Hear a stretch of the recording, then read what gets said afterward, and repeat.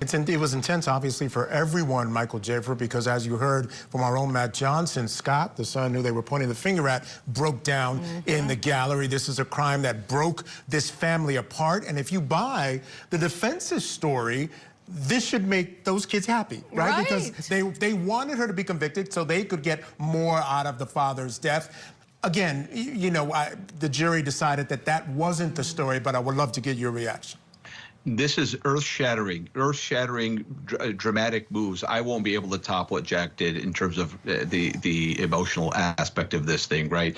I remember the first trial I ever lost. It was a misdemeanor case. It was larceny, right? It was a bench trial. It wasn't even a jury trial. The first case I lost was a bench trial for larceny with the maximum sentence being 90 days, right? I still remember. It was in 2007, right? I still remember it, and it was emotional, and that was nothing, right? He's right. These are just absolute.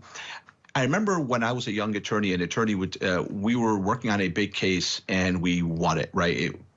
I went out to celebrate, and he went home. He said, "I want to tell you something. You're going to be depressed for a couple of weeks." And I told him, "Well, why? We just won the case." He said, "Here's why. We've been working on this case for a year. We just won the case. The case is over. You had a sense of purpose in your life, and it was this case. For a year, you had other things you were working on, but you immersed yourself into this case, you and the team. Your sense of purpose is gone for at least a good couple of weeks until we get into a bigger case, into another case." And he was right. I was loafing around. It was difficult, right?